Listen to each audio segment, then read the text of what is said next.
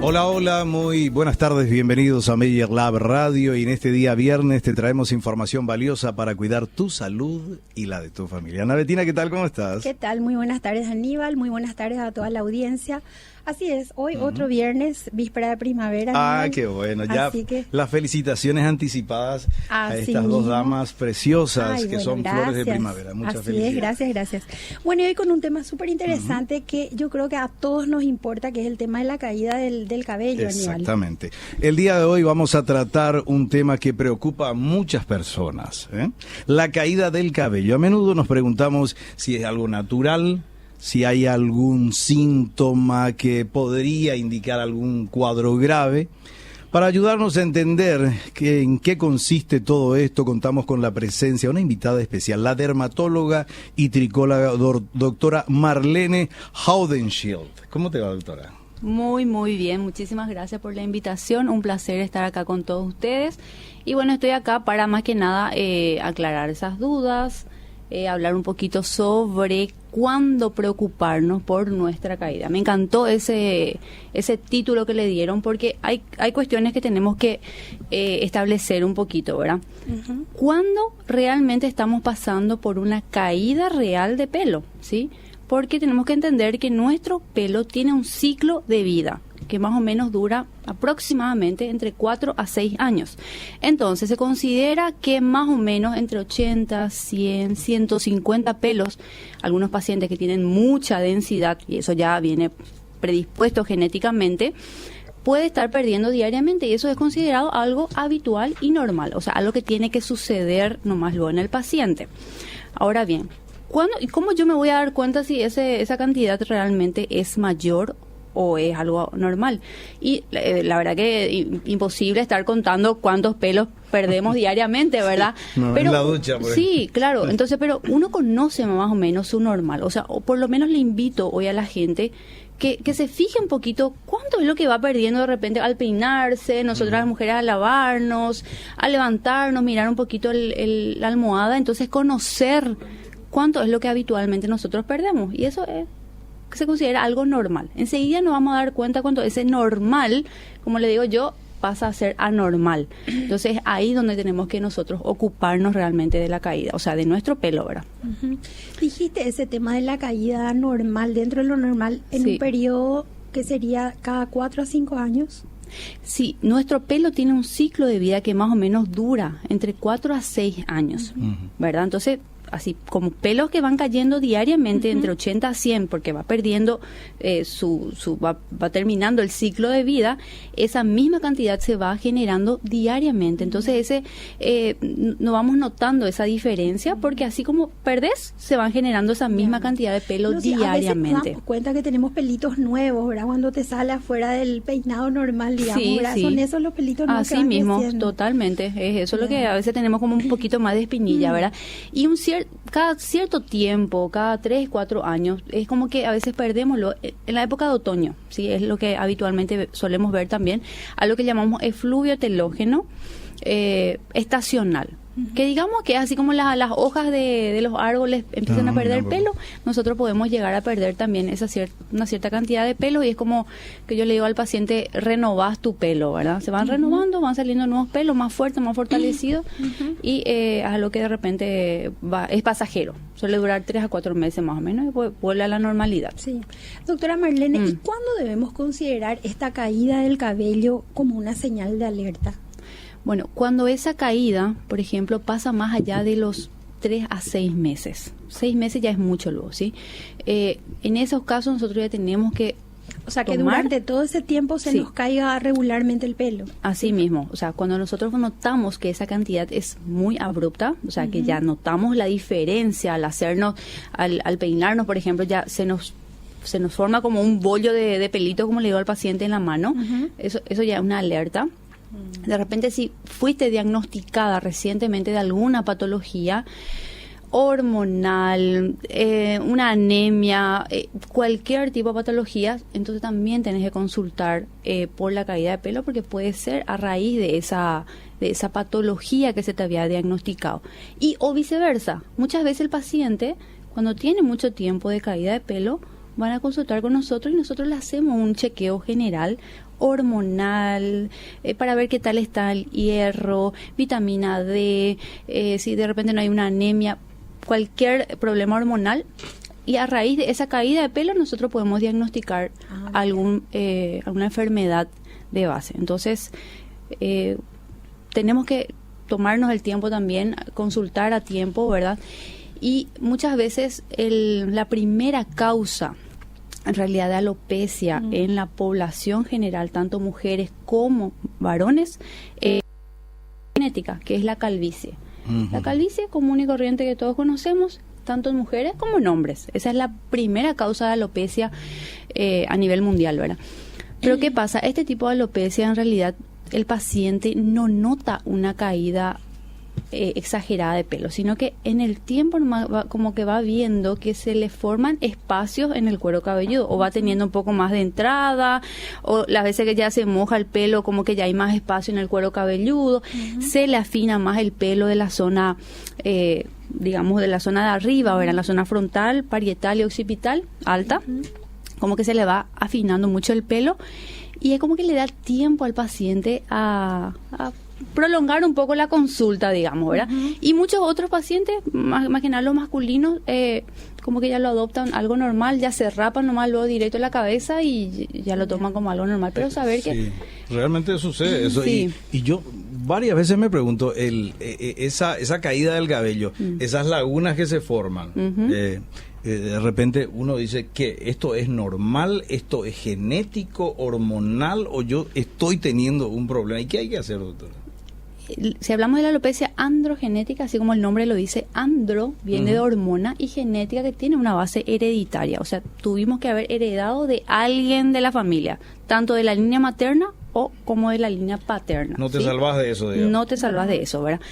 Entonces, cuando ya vos tenés los antecedentes, peor todavía, si tenés lo de parte de mamá y de parte de papá antecedente, ya fija lo que vas a tener algún tipo de alopecia androgenética más tarde o más temprano. Yo actualmente tengo pacientes de 14 y 15 años ya con alopecia androgenética, o sea, ya están con las entradas bien pronunciadas, ya están bien desarrolladas su alopecia androgenética. Eso ya muy pronto, doctora. Muy pronto. ¿Y qué se puede hacer en esos casos en donde, digamos, un joven, por ejemplo, quiere verse estéticamente... con ciertos estereotipos, digamos? Sí. Con pelo. Con pelo, tal cual. Vos sabés que lo primero que a mí me llama mucho la atención, ¿verdad? Y me preocupa muchas veces es el componente emocional. Estos muchachos ya no quieren ir al colegio, por ejemplo. ¿Sí? Entonces les como que ellos hasta les ese afecta punto. Totalmente. Es algo que le afecta muchísimo. Y bueno, gracias a Dios, por suerte, tenemos ahora muchísimos tratamientos, cada vez más tecnología, nuevos recursos, más aprobaciones para el uso de ciertos medicamentos que funcionan bastante bien en la alopecia androgenética. Inclusive en adolescentes ya muy jóvenes tenemos buena terapéutica con muy buenos resultados. Por suerte, realmente no me puedo quejar, los pacientes están teniendo muy buena evolución, así que si conocen de alguien, que consulten para que pueda mejorar eso y no dejar evolucionar, porque esto va a ir evolucionando. Claro. Cuando la cuestión es incipiente, se puede rápidamente... Totalmente. Cuando hay todavía pelitos, están muy finitos. Normalmente yo le hago algo que se llama tricoscopia, que es una evaluación del cuero cabelludo. Le muestro al paciente la cámara y le vamos viendo los pelos a mayor aumento. Y se van viendo cuando los folículos están todavía muy afinaditos, chiquititos, pequeñitos. Le digo, esto es un target, esto es donde nosotros podemos todavía actuar, ¿sí? Claro. Entonces, cuando hay todavía pelo, es el momento exacto donde nosotros podemos médicamente, con tratamiento médico, sin hacer todavía nada quirúrgico, mejorar, por ejemplo, ¿verdad? Mejorar y mantener en el tiempo, ¿verdad? Doctora, bueno, ya que sos, voy a decir porque nos pasamos un poquitito a la entrada, ¿verdad? Ya que sos dermatóloga y tricóloga, que nos explicabas que es la especialidad que va enfocada directamente a todo lo que es pelo, ¿verdad? Si nos puedes dar, hablamos de este tema de la causa androgenética, ¿verdad? Pero ¿qué otras causas hay? Y si podés ir diciendo con los posibles tratamientos que se pueden dar. Sí. Bueno, hablando de la alopecia androgenética, ¿verdad? Que, como les decía, es realmente la primera causa de alopecias en la población femenina y masculina. Tenemos tratamientos, ya sea vasodilatadores, que lo que hacen es aumentar la circulación sanguínea a nivel del pelo, por ende ahí llegarán mayor cantidad de factores de crecimiento, todos los nutrientes que necesita nuestro pelo. Eso es con etcétera. medicación vía oral. El minoxidil.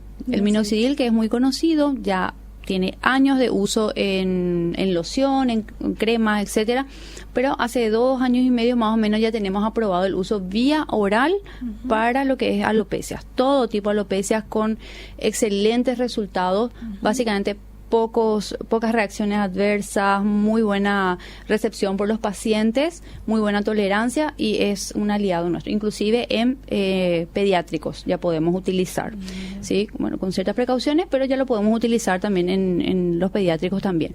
Después tenemos los antiandrógenos, ¿sí? Antiandrógenos que, bueno, son cucu de repente para los varones, ¿verdad? Pero yo les suelo mostrar a ellos las nuevas presentaciones, las nuevas dosis que utilizamos para lo que es alopecia androgenética, y justamente esta medicación lo que va a hacer es evitar el afinamiento. Por un lado, el minoxidil lo que va a hacer es engrosar nuevamente ese pelo que está muy afinado, y el antiandrógeno lo que va a hacer es evitar el afinamiento de los pelos. Entonces, trabajan en conjunto, ¿verdad?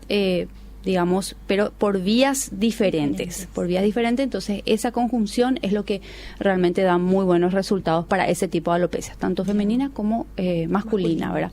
Ahí bien, con las mujeres hay que tener otro detalle, ¿verdad? Tenemos que ver si es una mujer que está en etapa premenopáusica, posmenopáusica, y de acuerdo a eso definir de repente la mejor terapéutica para las mujeres, ¿verdad?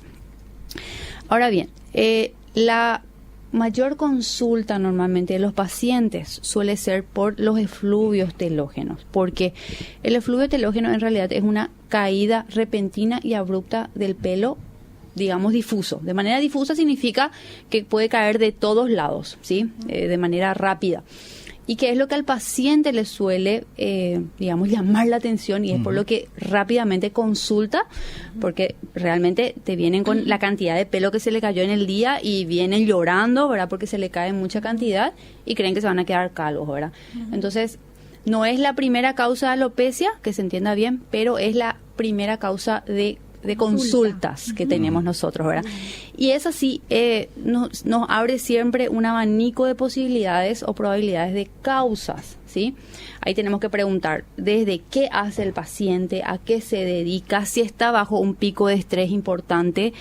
La hormona, que es el cortisol, afecta de manera negativa, digamos, al crecimiento del pelo. Si estuvimos pasando por un cuadro de estrés importante, eso genera, digamos, un desprendimiento masivo de los pelos que estaban en una fase de crecimiento, pasan a una fase de caída, y es lo que nosotros vemos después reflejado en una caída importante, ¿verdad?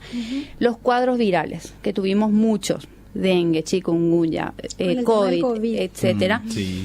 Entonces, tuvimos muchísimos pacientes, ¿verdad?, a raíz de estos cuadros virales, y ahí puede ser por el propio virus que ataca el pelo o por el estrés que pasa en nuestro organismo con la enfermedad en sí. Tenemos que entender que nuestro organismo, cuando está bajo un pico de estrés importante, no es que le interesa tanto mantener vivo a nuestro pelo. El pelo es un órgano, ¿sí? El pelo es un órgano, un mini órgano, ¿verdad? En comparación al hígado, al riñón, ¿verdad? Pero es un órgano. Entonces, por supuesto, el organismo lo que va a tratar de mantener vital es cerebro, corazón, pulmones, riñón, etcétera. Entonces, va a mantener toda la regulación a ese nivel. Entonces, el pelo como que queda desprovisto. Que el pelo viene a ser algo superfluo. Totalmente. Para la piel, y no solamente el pelo, la piel, el pelo, las uñas. Normalmente siempre el paciente se queja de 3 alteraciones juntas. La piel se le reseca, etcétera, o le pica, también, las uñas también. Entonces van todas muy relacionadas allí, ¿verdad? Y después, déficit vitamínico podemos llegar a ver, raro, ¿verdad? Pero sí podemos tener algunos déficits vitamínicos que pueden generar esa caída de pelo. Déficits nutricionales, un paciente con celiaquía, por ejemplo, puede ser la primera causa de caída. La caída de pelo suele ser de repente la primera consulta, y ahí le diagnosticamos nosotros una celiaquía de base, problemas hormonales, tiroideos. Tanto el hipertiroidismo como el hipotiroidismo puede generar caída de pelo abrupto. Entonces el paciente ya, cuando tiene diagnosticado su hipertiroidismo, cuando empieza a tener caída de pelo, ya sabe que su tiroides está alterado, ¿verdad? Entonces ya se van a consultar. ya ellos manejan más o menos cuáles son los síntomas que le va apareciendo. Y bueno, así, un sinfín de cosas, inclusive medicamentos son los responsables de caída de pelo, ¿verdad? Ese tipo de caída. ¿Algunas afecciones dermatológicas, alguna alergia, algo que pueda ocasionar también? Sí, también tenemos varios. Por ejemplo, una dermatitis seborreica, ¿sí? Que es una condición, un tipo de piel, digamos, en donde el paciente tiene mucha caspa, en áreas seborreicas, sí. Por ejemplo, inflamación, ¿Eso caspa, sería etcétera. dermatitis atópica? No, eso es diferencia. Sí, la dermatitis seborreica, digamos que es una inflamación crónica de las zonas seborreicas de nuestro cuerpo, ya sea cuero cabelludo, rostro. ¿Producido por? Eso normalmente va porque nuestro cuerpo genera mucha secreción sebácea en esa zona, somos más seborreicos en esa parte. Esa secreción de grasa en la piel genera un cambio del pH de nuestra piel, ¿verdad? Aumentando el pH y unos honguitos que tenemos en la piel así viviendo tranquilamente aprovechan y empiezan a crecer en mucha cantidad y se llama malacesia. Esa malacesia es la que responsable de producir esa inflamación y esa caspa que famoso todo, bueno, yo creo muchas que personas tienen. Muchísimas. En este país, luego que tropical, así, mucho calor, etcétera, tenemos muchísima cantidad de esa consulta, ¿verdad? Y es básicamente por la hiperproducción sebácea. Esa es la primera causa, ¿verdad? Y después tenemos que tratar el honguito, etcétera, etcétera, pero esa, por ejemplo, puede ser también una causa de caída de pelo importante cuando el cuero cabelludo está muy inflamado, ¿verdad? Entonces tenemos que tratar eso para que mejore la caída. ¿Tiene tratamiento, doctora? Todo tiene tratamiento. ¿Y eso de la atopía que decía justamente Ana Bettina también? Sí, eso es una condición que también normalmente traemos congénitamente, ya nacemos con eso y son los pacientes alérgicos. La atopía significa alergia. Sí. Pueden ser respiratorias o pueden ser en piel, ¿verdad? Y eso puede aparecer... Puede mudarse también, doctora, me imagino. Sí, no, y van de la mano, sí. Siempre van de la mano. Les encanta lo aparecer juntos, ¿verdad? Y esta época es la época fantástica para que ellos estén súper brotados porque como hay mucho polen, etcétera, ellos normalmente reaccionan al polvo, etcétera, entonces siempre vienen muy brotados en esta época de mucho viento. Así mismo. En la parte clínica se podría ya determinar o hay que hacer un examen así muy minucioso para ver las causas así puntuales. Y va a depender del tipo de caída, ¿verdad? Después tenemos otras caídas, por ejemplo, la alopecia areata, que son, digamos, áreas redondeadas que va dejando como anillitos o como monedas. Me había pasado en una ocasión eso. No sé si... ¿Por qué se puede ver eso, doctor? Y eso es una patología autoinmune. Eso es algo autoinmune, ¿sí? Antes se creía nomás que era, se te cae nomás el pelo. No, ahora ya se sabe que tiene un componente autoinmune. O sea, la persona que llega a desarrollar eso ya nace con esa predisposición. Está nomás ahí durmiendo. Después hay algo que le activa y genera la caída de pelo. Y ya permanece. No, hay tratamiento y los pacientes suelen mejorar, ¿verdad? Pero ellos ya tienen que conocer que eso es algo que ya está consigo, ¿verdad? Y que cualquier pico de estrés importante o cualquier alteración va a volver a despertar otra vez como cualquier otra patología autoinmune. ¿Sí? Bueno, me quedó pendiente una de las causas también de caída de pelo. Bueno, hay varias todavía, pero una de las más importantes dentro del grupo de las alopecias cicatriciales. Es un grupo, por suerte, menor, digamos, de las causas de alopecia, pero es una de las más importantes. Es la más importante a tratar. ¿Por qué? Porque así como dice el nombre, es una alopecia cicatricial. Deja una cicatriz. La inflamación es tan profunda que llega a destruir al bulbo capilar, que es la raíz del pelo, ¿sí? Entonces hay que tener mucho ojo. Y actualmente la número 1 dentro de este grupo grande otra vez de alopecias, tenemos la alopecia frontal fibrosante. ¿Cómo aparece esta patología? Normalmente son mujeres posmenopáusicas, aunque yo tengo varias pacientes que premenopáusicas, pero empiezan a perder la ceja. Así que ojo con las que empiezan a perder un poquito de densidad en las cejas, primeramente. Puede llegar a perder también parte de los pelos en el brazo, por ejemplo. Dice, yo no tengo vello en el brazo. Bueno, eso tiene que ser algo llamativo también, ¿sí? Y luego empieza la línea frontal, o la línea anterior del pelo, es como que empieza a retroceder lentamente. Es una cuestión lenta, pero es, como les digo, hay que ser tratado esto de manera urgente porque esto no se recupera más, ¿sí? La paciente empieza a perder toda la zona de patillas, cejas. O sea, como que se va más para yendo atrás. para atrás, Nos ¿verdad? quedamos con la frente más despejada. Una frente muy grande realmente, ¿verdad? Entonces, si de por ahí conocen que está pasando por este proceso, tienen que comentarle de que esto tiene que consultar para poder diagnosticar esta patología y poder tratar más que nada, para poder detener. Muchas veces no llegamos a recuperar del todo el pelo, pero por lo menos si detenemos ahí, ya es una buena opción, ¿sí? Hay buenas medicaciones también que ya están aprobadas. La causa es lo que está todavía en veremos, ¿verdad? Se cree que es una patología también autoinmune, con la que uno ya, digamos, nace con la predisposición, pero con ciertos agentes eso se puede activar. Está todavía en veremos también el uso de los protectores solares o algunas cremas que se consideran que tienen algunos activos que de repente son los responsables de activar esa condición de la paciente, ¿verdad? Pero como digo yo, tampoco vamos a satanizar a todos los protectores de las cremas, ¿verdad? Vamos a esperar a que salgan más estudios claro, que sean más convincentes después para entrar en esto, ¿verdad? Tenemos una consulta de la audiencia que te quiero leer, doctora Marlene. Dice, doctora, después del embarazo, ¿puede darse tanta caída de cabello? ¿Es normal esto? Sí, normalmente posterior al embarazo ocurren muchos cambios hormonales en el organismo de la mujer, ¿verdad? La progesterona, que es un protector del pelo espectacular, y por eso en el embarazo están con un pelazo las mujeres, ¿verdad? Eso entra, digamos, en un declive posterior al embarazo y esos cambios hormonales son una de las causas de la caída de pelo posterior. Aparte de perdemos sangre, o sea, perdemos una cierta cantidad de sangre en el momento exacto, perdemos sangre, entonces también es otra de las causas. La mujer embarazada está nomás luego con una anemia, digamos, leve durante el embarazo, ¿verdad? Estamos con hierro un poco más bajo, por eso la suplementación con hierro. Y todo eso hace que posterior al embarazo tengamos una cierta caída, ¿verdad? También la lactancia. Se va recuperando después. Se va recuperando, sí. La indicación es que la mujer siga una dieta equilibrada, que no le falte vitaminas, minerales, o sea, una dieta equilibrada, básicamente para que ella pueda recuperar y entender que es un proceso, ¿verdad? Con los meses ella va a ir recuperando esa caída.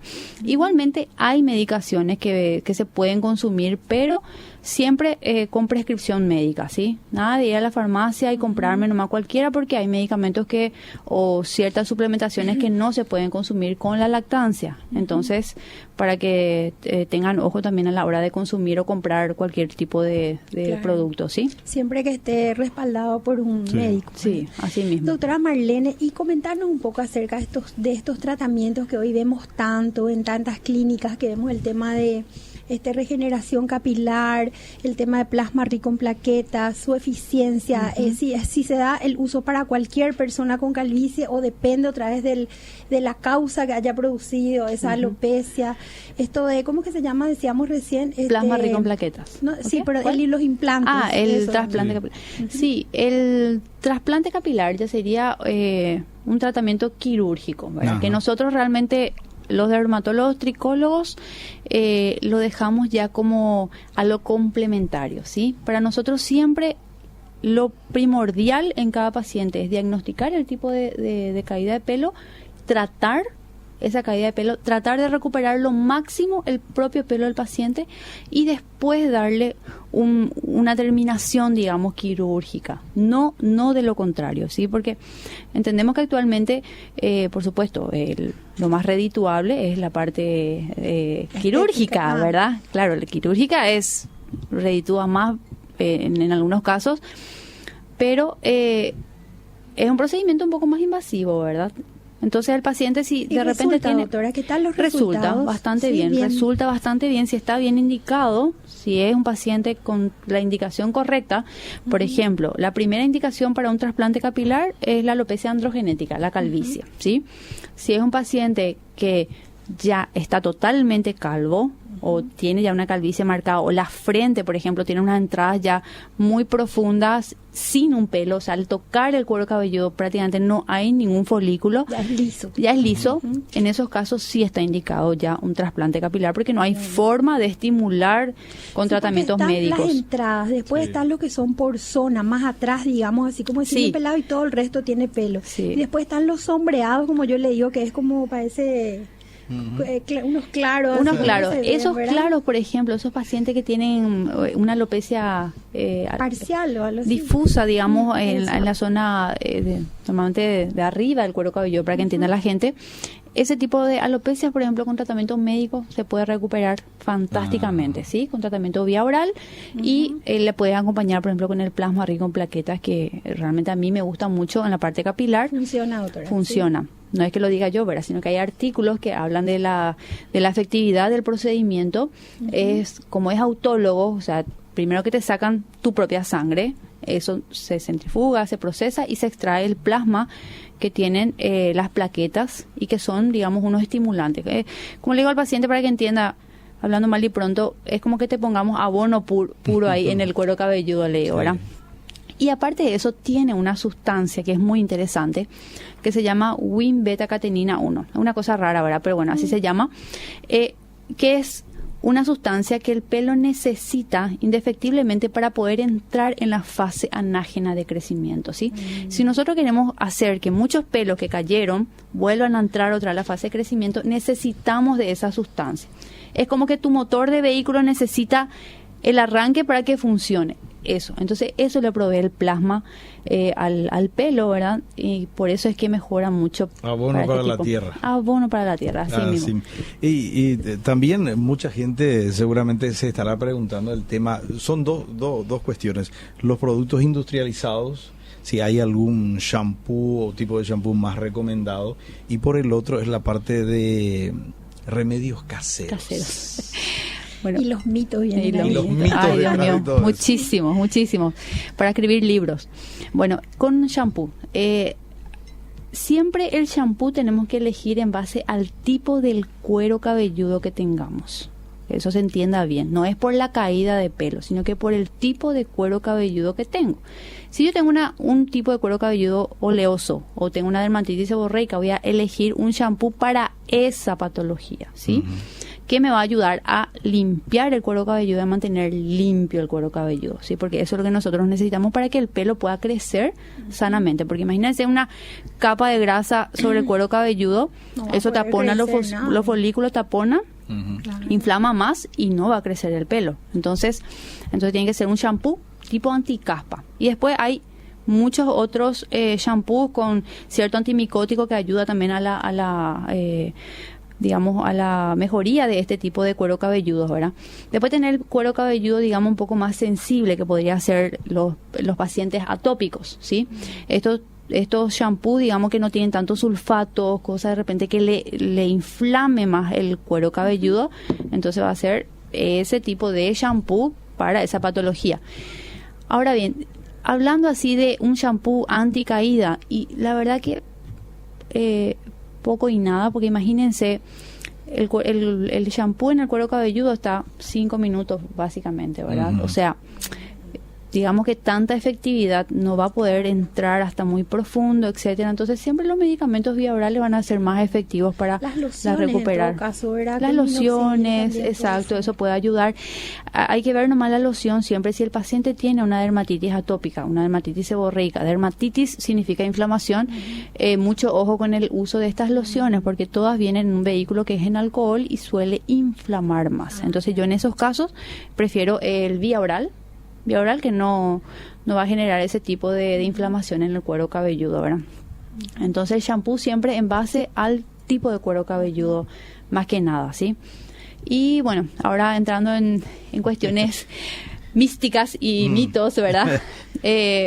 Bueno, la verdad, actualmente lo que muy pocas cosas tenemos científicamente comprobadas que sí funcionan, ¿verdad?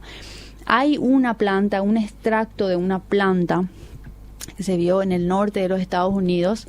El extracto se llama Serenoa repens, que es una palmera, un extracto de una palmera, que sí se probó científicamente que tiene una actividad antiandrógena, o sea que mejora podría mejorar en cierta medida una alopecia androgenética, tanto femenina como masculina, o sea, una calvicie, ¿sí? Ya.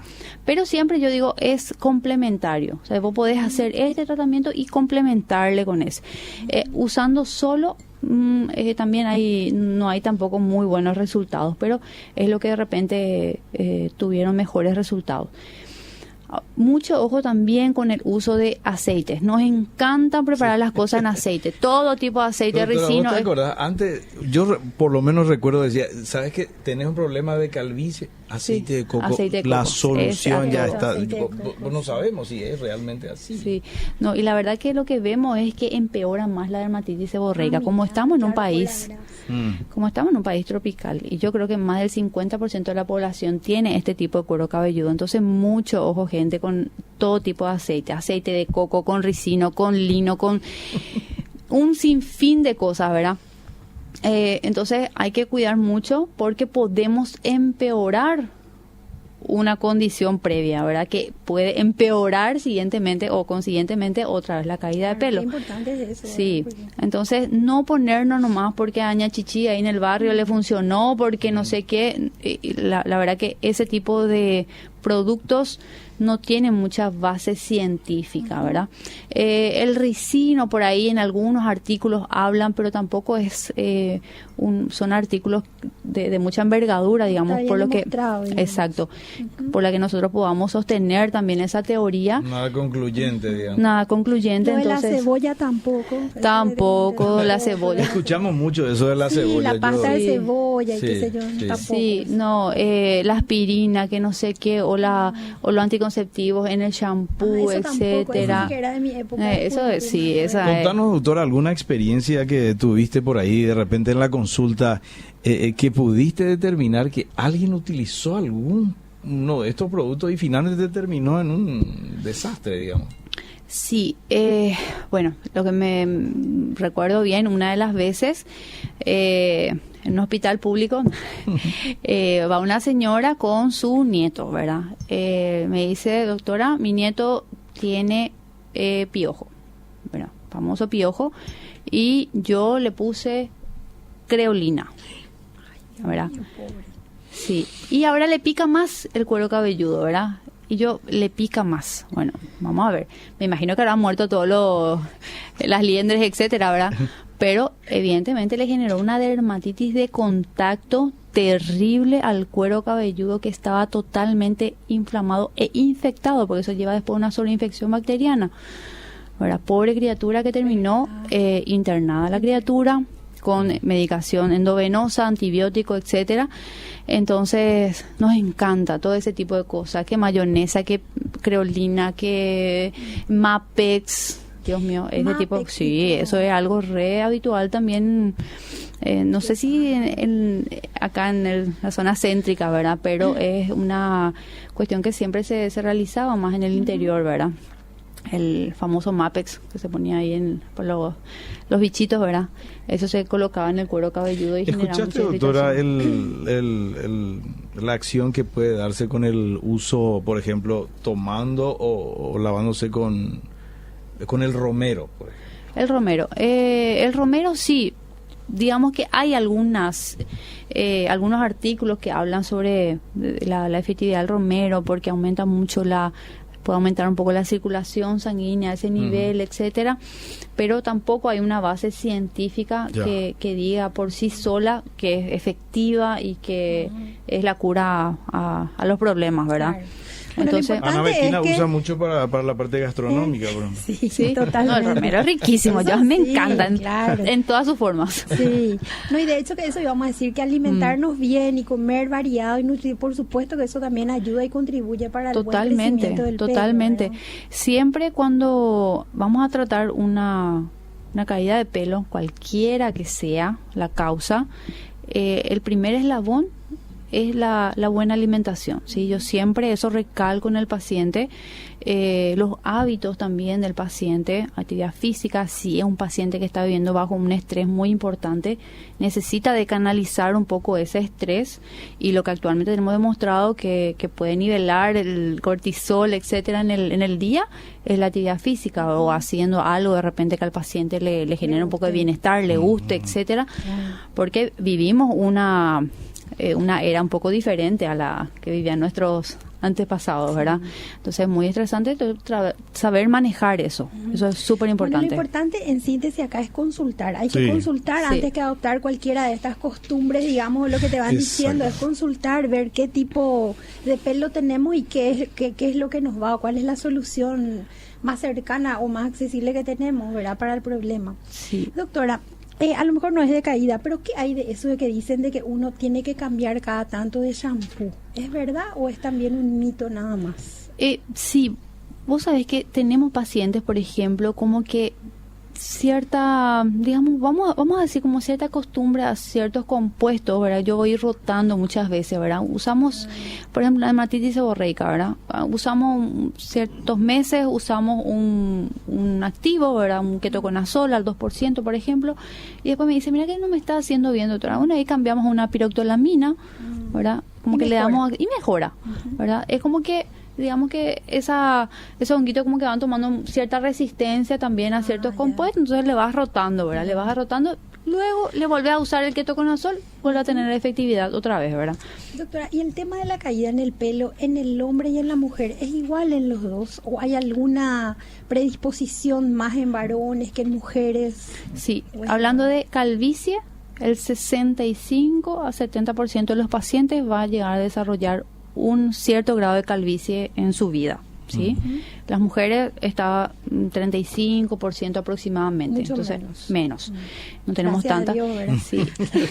Nosotras estamos protegidas, digamos, por las hormonas, por los estrógenos. De repente a nosotros nos protege un poco más. Ahora, si hablamos de flúido telógeno, que era la caída importante que podemos llegar a tener, esa sí, nosotras las mujeres somos la número 1, ¿verdad? La que vivimos un poco más estresada, hormonalmente tenemos muchos cambios, ¿verdad? En un mes, luego nosotras tenemos unos desbalances hormonales terribles, ¿verdad? A veces está arriba 1, 2, 3 días después está abajo. Somos más predisponentes a tener los efluvios telógenos. Y los tratamientos que nosotras las mujeres nos sometemos mucho, por ejemplo, lo que vemos en las peluquerías, ya sea lo que es teñido, permanente, con tantos productos, ahora hay alisados, con formol, creo que hay también este tipo de tratamientos para el pelo, con queratina, con quitar el frizz. No sé si todo eso afecta o podría afectar al tema de caída de pelo. Sí. El formol, por ejemplo, ya es un producto que está en desuso, ¿sí? Todas las sociedades ya prohibieron el uso porque se vio la acción cancerígena que tiene este producto. Por más de que diga sin formol, hay que ver si tiene formaldehído o tiene sus formas, digamos, inactivas, nomás las que ponen ellos, y al final cuando le pasan el calor, porque le pasan el secador, se activa otra vez a formol. O sea, hay que ver siempre cuál es el compuesto que tienen esos alisados, y por ese el primer uso realmente. Pero que no está indicado, digamos. No está indicado, no. Ahora, como les digo a la gente, está en desuso. O sea, todas las sociedades prohibieron porque es cancerígeno. Y obviamente descompone un poco el pelo, ¿verdad? Pero es más que nada cancerígeno el producto, ¿verdad? Y sí, está demostrado que todas estos usos que nosotros hacemos muchas veces debilitan más el pelo, ¿sí? Ahora hay unos trabajos que están haciendo para ver si realmente afecta también a la parte de bulbo, porque antes se creía que solamente afectaba a la fibra capilar. La fibra es el largor del pelo. Los tratamientos, decimos, claro, ¿verdad? Los tratamientos, ya sean alisados, ya sean planchitas. Planchita también puede. Totalmente, sí. ¿En serio? Sí, y se creía antes que solamente afectaba la fibra capilar, pero justamente está ahora mismo en estudio unos rusos están haciendo este estudio en donde hablan de que sí puede llegar a afectar también a la raíz del pelo. Básicamente, hablando en términos físicos, yo creo que de alguna manera al hacer la planchita se transmiten impulsos eléctricos que quizás puedan afectar a eso. Y mucho calor, a esos ¿verdad? folículos, mucho calor. Mucho calor. Lo que actualmente nosotros indicamos, digamos, a los pacientes, porque tampoco es bueno mantener el pelo húmedo mucho tiempo. Entonces, se lava el pelo el paciente y se seca con un secador, pero siempre el secador no a muy alta temperatura y a una distancia digamos prudencial de 10 centímetros aproximadamente. Esa es la indicación actualmente para hombres y mujeres, ¿sí? No dormir con el pelo húmedo porque eso humedece más. Eso es lo que siempre hacemos, doctor. Sí. Y eso jamás. Eso prolifera más a los hongos porque usted tiene que saber que los honguitos les encanta la parte húmeda, ¿verdad? Y ahí dormimos, ahí estamos todos acurrucaditos y les encanta, ¿verdad? Entonces, siempre tratar de dormir con el cuero cabelludo seco y eso podemos nosotros secarnos con un secador. Eso sí está aprobado el uso. Pero como digo, siempre con la temperatura adecuada.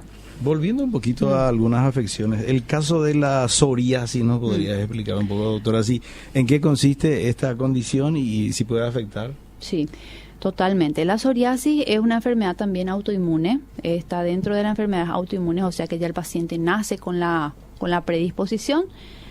¿Cómo se presenta normalmente?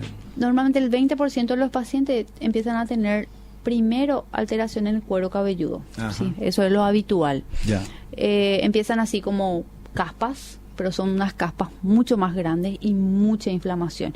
Y esa inflamación, ojo, tiene una particularidad que normalmente sobrepasa la línea de implantación del pelo. O sea, ¿sí? que se nota. Se nota. En la frente, por ejemplo, cuando uno le ve al paciente, se nota que esa pequeña inflamación sobrepasa la línea de implantación del pelo. Y unas ¿sí? caspas más grandes. Unas caspas más grandes, más secas, son las caspas más secas. Normalmente la caspa de la dermatitis seborreica, si vos tocas, tiene como una oleosidad más grasosita, digamos, ¿verdad?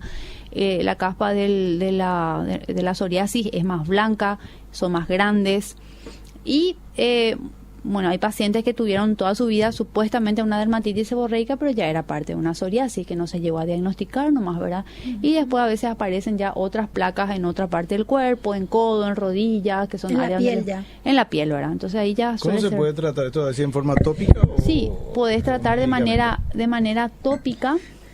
Cuando la afección es, digamos, más localizada, ¿sí? Hay cremas inmunomoduladoras, inmunosupresoras, clobetasol, hay varias cremas, digamos, que se pueden utilizar, shampoo, crema, lociones, etcétera. O sea, ya vamos viendo qué tan afectado tiene el paciente. O si ya es muy extenso, ahí sí ya tiene que ser tratamiento sistémico, vía oral. Claro. Vía oral ya. Vía oral. Doctora, el tema del envejecimiento normal de las personas también afecta la caída del pelo. También, la calidad del pelo básicamente es lo que más afecta. Sí. ¿Por qué? Porque el pelo ya se vuelve más, digamos, fino, sí, es un poco más quebradizo, es normal ver eso, ¿verdad? No sé, un paciente se remonta, cuando yo tenía 20, 30 años mi pelo era fuerte, yo estiraba y no se soltaba. Por supuesto, cuando ya uno va entrando, nosotras las mujeres, más que nada en la posmenopausia, vamos notando esa diferencia y por eso ahora ya tenemos también productos, digamos, anti-age para la parte capilar también, ¿sí? Medicados, doctora, o sea, ya sí, con otro tipo de principios activos. Así mismo, y que tienen una suerte de, digamos, modulación en la actividad del envejecimiento celular, ¿verdad? ¿Qué componente podría tener y se podría confiar en eso, doctor?